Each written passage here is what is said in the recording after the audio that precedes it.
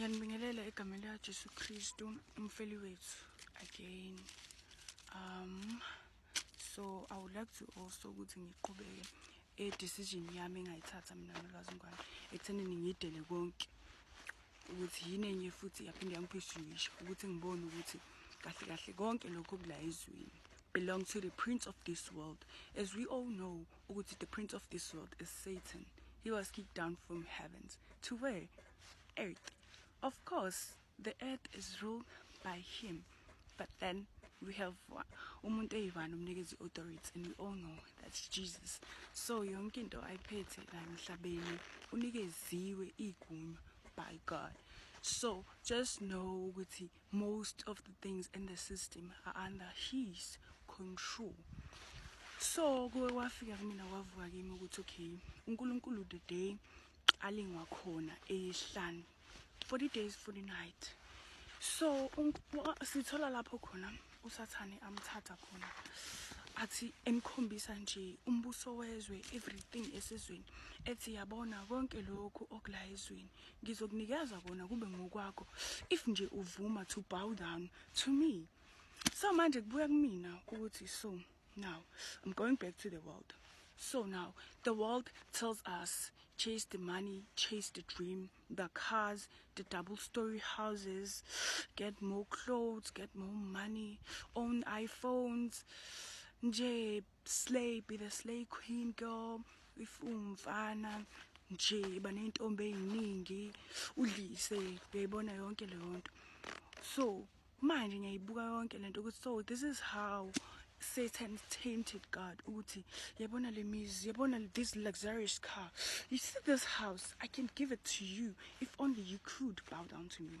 So now bowing down doesn't have to bow down. So it goes to ekuthenini you going to altars that are being owned by umuntu ongakholwa.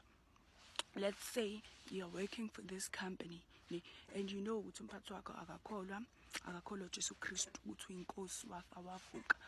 So this person is roaming around, kunama rumors ukuthi lo ubulala abantu, untshontshe ingane, kidnapping nanani nanokuthi other companies mhlambe bathatha amapolice abantu bawaqimba ngaphansi. And when the same person you are working kuleyo company leyo, yes, angilike nokusebenza liyasho neBhayibheli ukuthi ongasebenzi makangadli, but alisho ukuthi ongaqashwanga.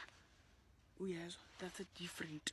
Ukusebenza nokuqashwa kuhlukile. Usangasebenza usebenzele embusweni kaNkulunkulu, usangasebenza usebenzele embusweni womnyama, because we only have two kingdoms in this world, and this kingdom are fighting against each other. The kingdom of light or the kingdom of darkness.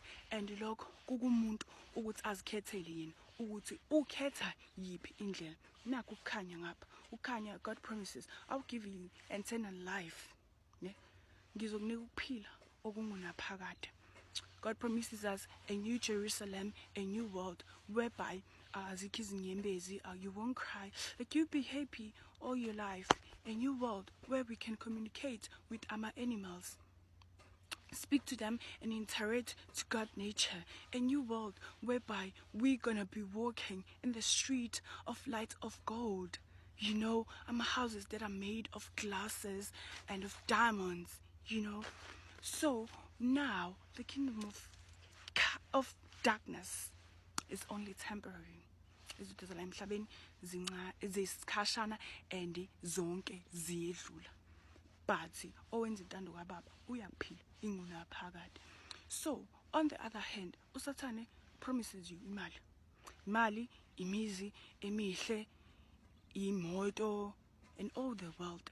Kanti lithi izwi kaNkulunkulu ningazibekela ingcebo la emhlabeni lapho khona koninundu kuzofika amasela afike ayitshontshe ayebe leyo ngcebo yakho obusuyigcinele yona la ezweni. And just remember, awufikanga nalutho emhlabeni and uzohamba ungenalutho. So kuyini kumuntu kuyinzuzona ukuthi afukuze impilo yakhe yonke chasing all these things as of eshiyele enye izizukulwane, leso sizukulwane esingayisebenzelanga, esingayifukuzelanga. To me it's just useless. Kusho umshumayeli athi kuyizeleze. Kuyini ukuzuza izwe lonke uzolahlekelwa umphefumulo wakho okunaphakade? Usuyitholile le moto, usuyitholile lo muzi, usuyitholile zonke lezi zinto. Awaneliseki. You want more and more and more. Ke upgrade my iPhone, upgrade. Sengisayifuna le, sengifuna le. Angisayifuni le moto, sekhona le. Uyabona inyama ihlezi ifuna, inyama ifuna kwayo and kuphambene nokufuna umoya. Okufunwa inyama kuphambene nokufuna umoya. And inyama ihlala ifuna yaneliseki.